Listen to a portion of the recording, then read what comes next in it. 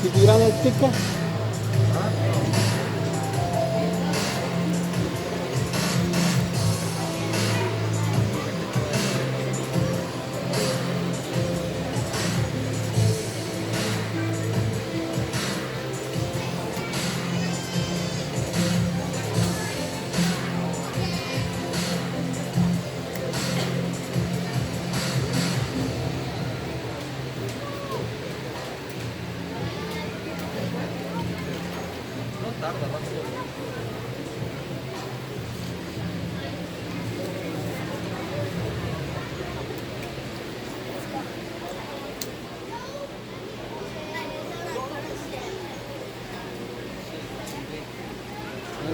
Has a long history, not just with New York July, society in New York.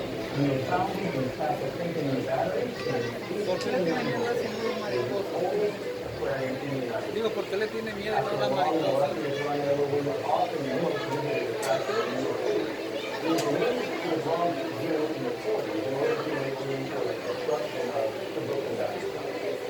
Robert Moses, he brought us back. Right here, coming out of the 1970s. We were all set for the Australian's biggest capital expansion project. And the biggest design to reform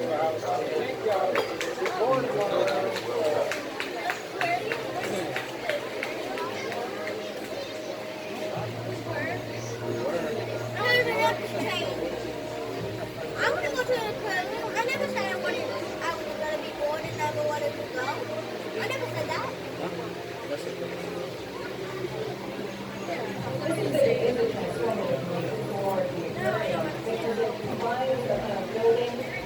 Going back to go.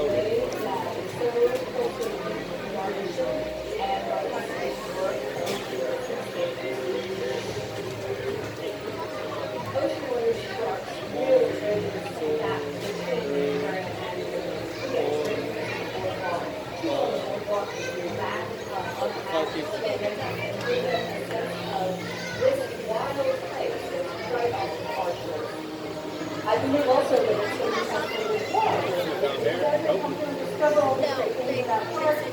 They will get to see them up close and hopefully make that emotional connection. It's so important to be able to care about something and why they're important to you.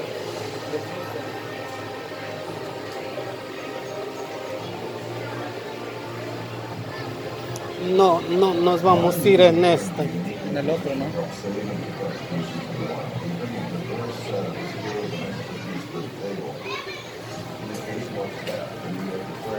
They work collaboratively with our field staff and our global conservation program to do shark tagging, to discover migratory patterns of different species of shark. And we even discover nurseries where we found solitary sharks.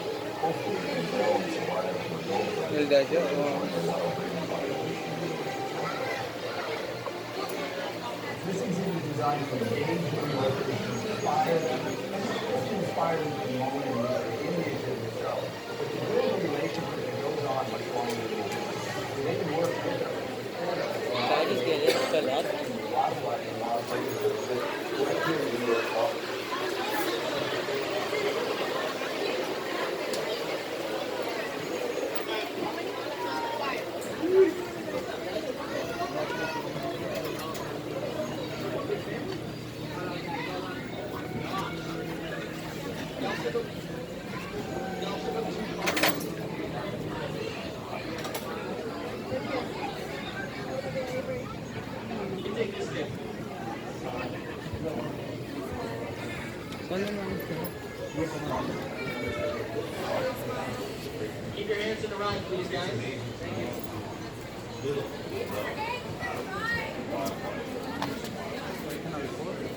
Somos, creo, los últimos.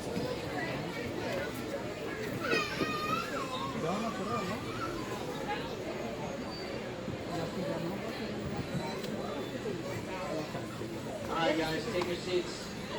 We'll be moving soon.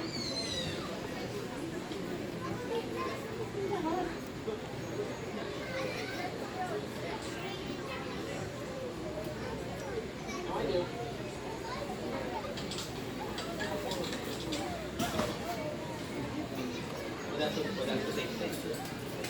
Welcome, guys. Watch your backs. The doors are closing.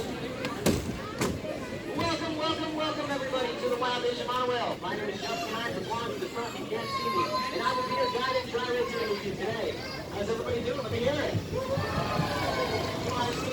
Let me hear it. St. San Diego. Let me hear it. All right, there we go. All right, good enough, good enough. Everyone, be your safety. Just safety.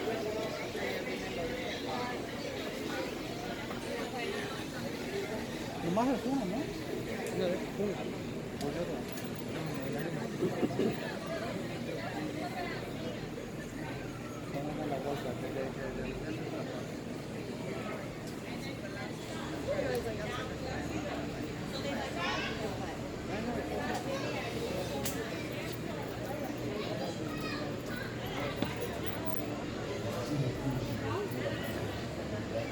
Oh, también andan en lancha.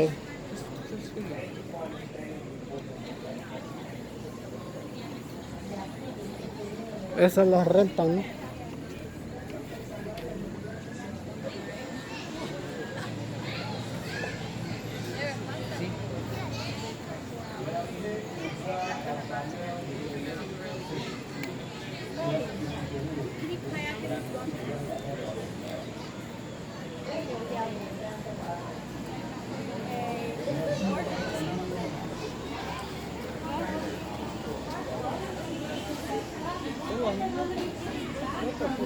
Creo que nomás dio una vuelta, ¿no?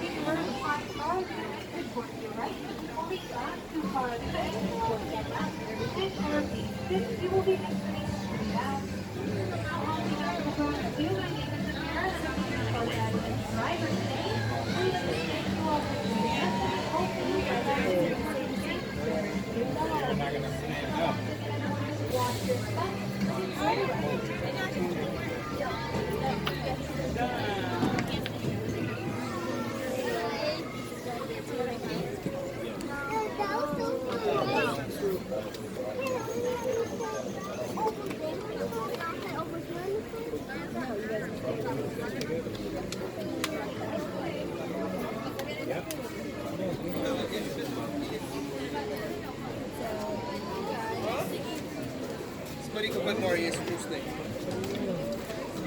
Есть два бара. Или вот этот, или вот этот.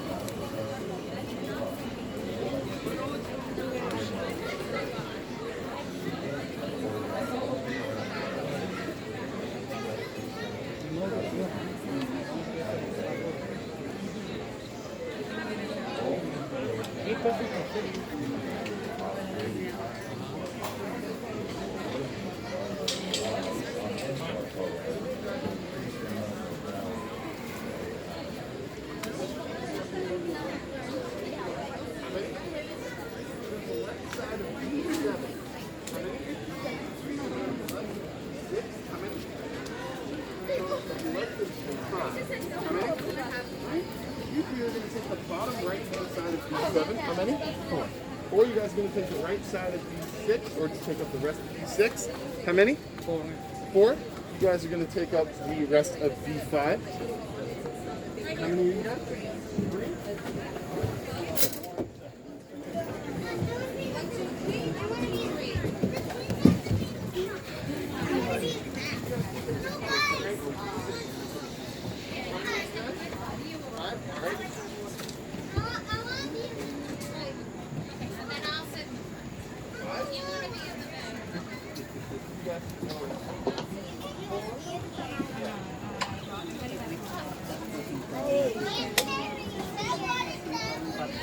Yo también estoy cansado. Again, it's better view.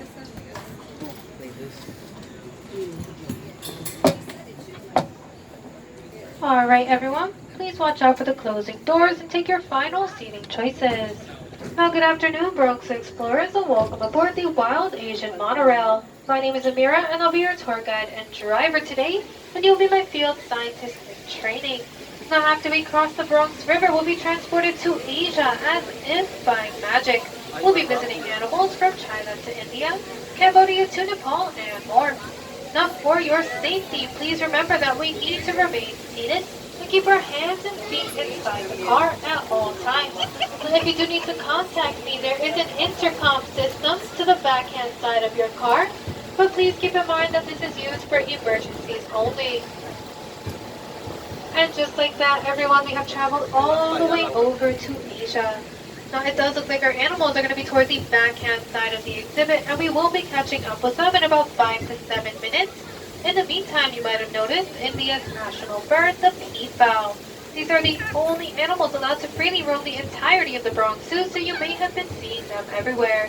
Now, the males are the ones referred to as peacocks, which are these guys here with the bright blue necks, while the females are peahens with the short brown feathers and green necks.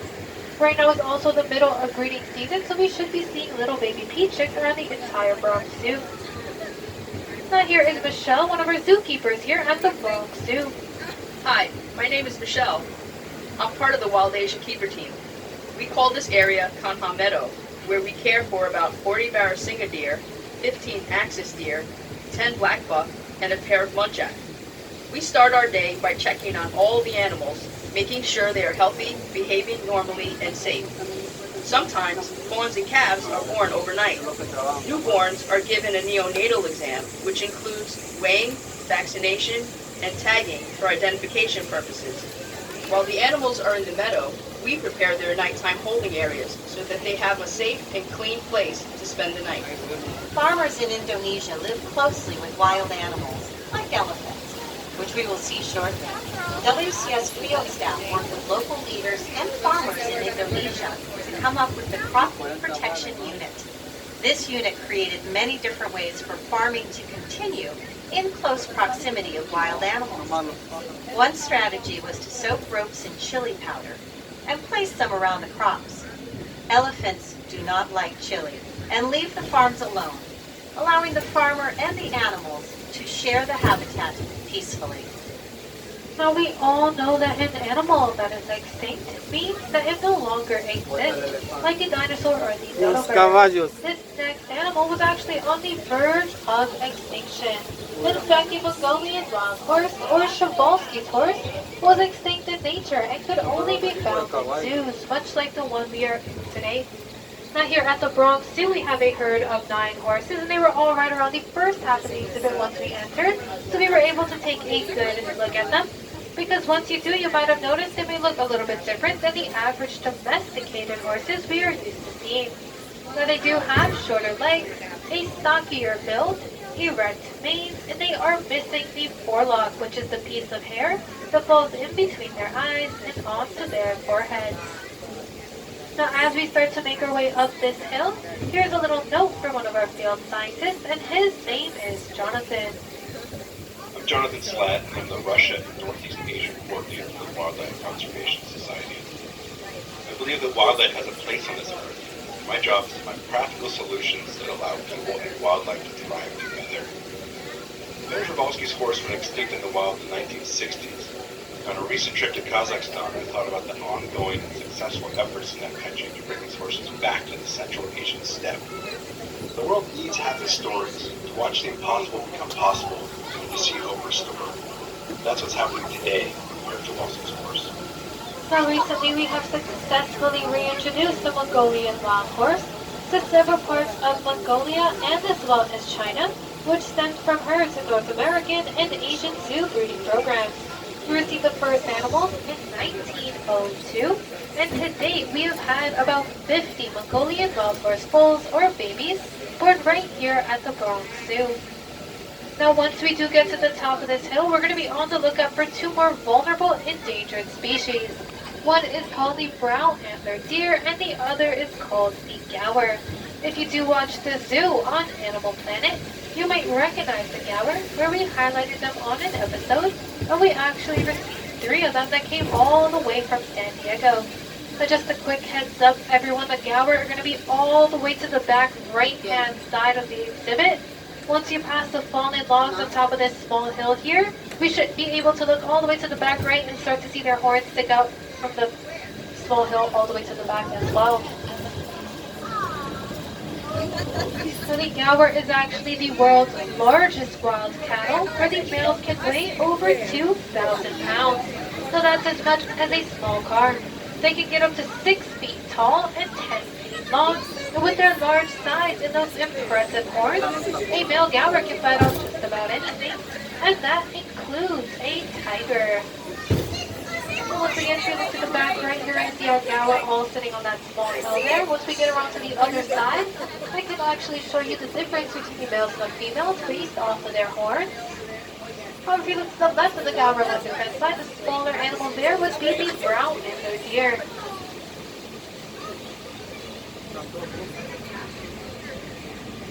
There's a little baby Gower sitting to the right-hand side of the herd. Now you may be noticing a noise coming from the concrete jungle rather than an Asian one. It's easy to forget that the Bronx Zoo sits in the heart of an urban environment, and the noise we are now hearing behind us is the traffic on the Bronx River Parkway. This large wooden fence directly in front of us is used to help reduce the noise of the city traffic and to help keep our animals nice and calm, which is especially important for these deaf animals. And before we do get into that next exhibit, just another quick reminder, everyone, that we do need to remain seated and keep our hands and feet inside the car, because we're going to be on the lookout for our tiger. And the wild tigers are solitary creatures, which is why you will only be seeing one in the exhibit at a time. And their stripes do provide excellent camouflage, so let's keep our eyes peeled, especially in and around those bushes today. Now here at the Bronx Zoo, we have 2 different species of tigers. We have the Siberian tigers, which are the larger of the 2 species, and also the Malayan tigers. He's going to be all the way to the right-hand side, guys. We're just going to speed up a little bit to catch up with him. He's going to be right in front of the train, so we'll be able to get a good look at him. So this is actually our male Siberian tiger named Josie. If you look to the right-hand side, he's going to be sitting on this hill here. And once again, we do need to remain seated.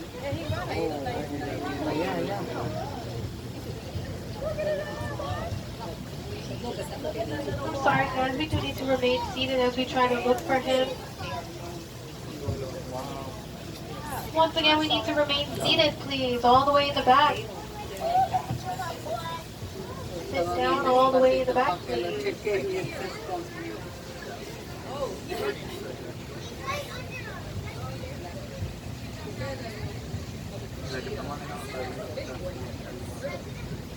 Now guys, we're going to be passing this small hill, which is the backhand side of the Gower and brown antler deer exhibit. If you look straight up to the top of the hill, you're going to see them all sitting right up here. And if you take a closer look at those horns, the ones that curve inward to the shapes of C's, those would be the females. And the ones that curve outward and upward to the shape of an L, those would be the males.